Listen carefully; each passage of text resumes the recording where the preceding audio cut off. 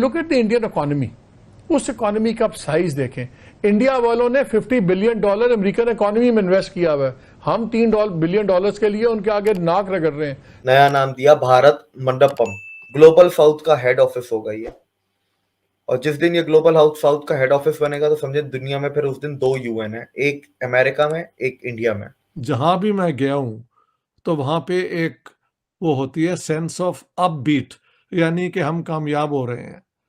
लोगों के अंदर एक जज्बा है आगे बढ़ने का। क्या बात दुरुस्त नहीं है कि इस इलाके में ड्रोन के जरिए स्मगलिंग भी होती है? अभी रिसेंटली एक दो इंसिडेंट ऐसे हुए हैं जिसपे 10-10 केजी हीरोइन बांध के ड्रोन्स के ऊपर उसको फेंक रहे हैं बाहर। हिंदुस्तान से नफरत का चूरन बेच बेच के हम कहाँ खड़े हुए हैं और आज हिंदुस्तान कहाँ है कि हर कोई उनसे बात करना चाहता है, हर कोई उनके साथ बिजनेस करना चाह रहा है और हमारे साथ सिर्फ और सिर्फ कर्जे और या कह लीजिए कि कटोरा है हमारे हाथ में जो लेके हम पूरी दुनिया में घूम रहे हैं। तो हमारा दुश्मन तो खुश हो रहा है कि ये वैसे ही मर रहे हैं, मुझे क्या जरूरत है इन लोगों के साथ जंग करने की, ये तो वैसे ही अपनी मौत आप मर रहे हैं। उसके बाद जितनी भी क्रिएशन के बाद से जितनी भी जंगें हुई हैं सब में पाकिस्तान ने शुरू किया है और उसके बाद मार खा के हम वापस आए हैं, ये भी हमें मानना पड़ेगा। अनफॉर्चुनेटली हो ये रहा है कि जो आपकी आईटी मिनिस्ट्री है उसको चला रहे हैं अमीनुल हक साहब।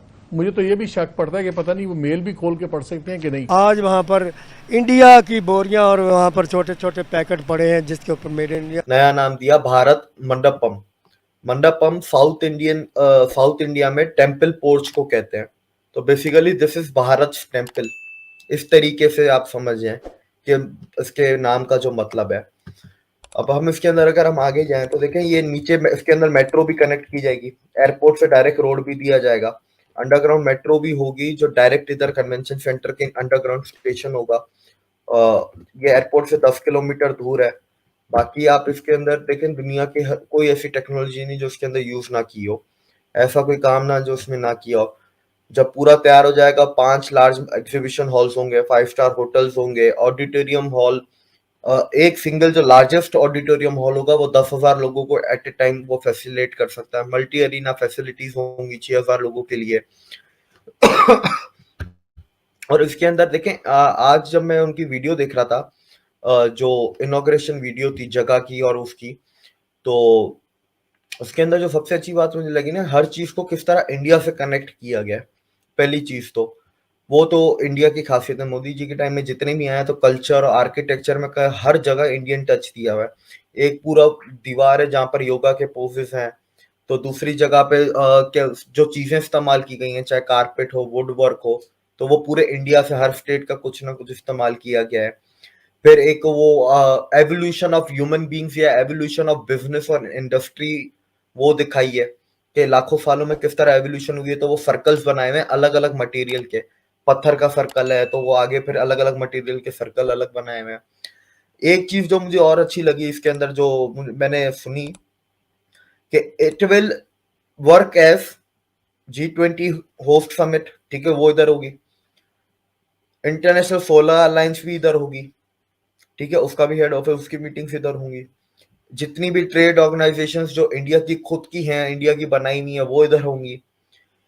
फ्यूचर में इंडिया के बनाए हुए जो फोरम्स हैं, चाहे बायलैटरल फोरम्स हैं, ट्रायलैटरल फोरम्स हैं इंडिया के जैसे इंडिया पैसिफिक फोरम है जो 14 मुल्कों के साथ है, 14-15 मुल्कों के साथ, या बिम्स्टेक है, उनकी मीटिंग्स आपकी इधर होंगी, ठीक है। ब्रिक्स की मीटिंग भी आपकी इधर होगी।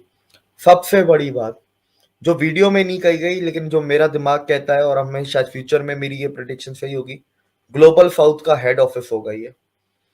और जिस दिन ये ग्लोबल साउथ का हेड ऑफिस बनेगा तो समझे दुनिया में फिर उस दिन 2 यूएन है, एक अमेरिका में, एक इंडिया में। तो ये चीज मुझे बड़ी इंटरेस्टिंग लगी। अगर डिविक जी यूएन यूनाइटेड स्टेट में होगा और एक यूएन जो है वो इंडिया में होगा, तो इसका मतलब इंडिया जो है पूरी दुनिया में इन्फ्लुएंस रख रहा है ना। लोगों की नज़रें सिर्फ इंडिया की इकोनॉमी और इंडिया की डेवलपमेंट, इंडिया के बिजनेस, इंडिया की फॉरेन पॉलिसी, इंडिया के हर फील्ड पर, इंडिया के आईटी सेक्टर को कोई भी फील्ड हो जाए तो इंडिया की हर चीज़ पर नज़र रख के फॉरेनर बैठे हुए। देखिए बात सिर्फ कारगिल की नहीं है, हिंदुस्तान पाकिस्तान में जितनी भी जंगें हुई हैं वो सबकी सब शुरू हम ही ने की थी। हमें ही था कि हमने 65 की भी की थी, 71 के टाइम पे भी, और उसके बाद जितनी भी क्रिएशन के बाद से जितनी भी जंगें हुई हैं सब में पाकिस्तान ने शुरू किया है, और उसके बाद मार खा के हम वापस आए हैं, ये भी हमें मानना पड़ेगा। बाकी कारगिल में तो खैर हम अपने जवानों की डेड बॉडीज तक लेने को तैयार नहीं थे, और बड़े बदकिस्मत होते हैं वो लोग जिनके लोग जो हैं वो उनकी बॉडीज तक एक्सेप्ट नहीं करते, वो कहते हैं नहीं जी ये तो हमारी है ही नहीं। और क्योंकि जंगों में तो ये होता है, अब बहरहाल वो गलती थी, परवेज मुशर्रफ जो थे उन्होंने नवाज शरीफ पे डाला, नवाज शरीफ ने उनके ऊपर डाला, यही होता रहा। लेकिन उसके बाद भी अकल कहाँ आई थी, उसके बाद भी हमने मजीद जंगें की हैं, हमने मजीद अटैक्स किए हैं, चाहे वो मुंबई अटैक हो, चाहे वो पुलवामा हो। तो इस तरह के उड़ी वगैरह क्या कुछ नहीं हुआ। तो कोई कब तक हमारे ऊपर भरोसा करेगा और कब तक ये चाहेगा कि ठीक है हम बार बार उनके यहाँ नॉन स्टेट एक्टर, हमने एक नया वर्ड निकाला और कह दिया कि जी हमें तो नहीं पता, ये तो नॉन स्टेट एक्टर्स हैं जो जाके और लोगों को मारते हैं आपके यहाँ या अटैक करते हैं। तो आगे जो लोग बैठे हैं वो बेवकूफ तो नहीं है ना, उनको भी अकल है, उन्हें भी पता है कि यहाँ से क्या हो रहा है, हमारी एजेंसीज क्या कर रही हैं, हमारी फौज क्या कर रही है, क्योंकि ये भी एक तरह का चूरन है इनके लिए। क्योंकि उसके बाद जाहिर है जब आप किसी को बार बार तंग करेंगे तो उधर से भी अटैक होगा, छोटा मोटा सही लेकिन वो करेंगे। तो उस वक्त ये कह देते हैं कि जी हमें अब डिफेंस बजट बढ़ा दीजिए, हमारे जो है वो या डिफेंस बजट के नाम पे और दूसरी चीजों के नाम पे पैसे लेते हैं कि जी हम पाकिस्तान को बचा रहे हैं। लेकिन मेरे ख्याल है पाकिस्तान को ये नहीं बचा रहे, इनसे पाकिस्तान को बचाने की जरूरत है।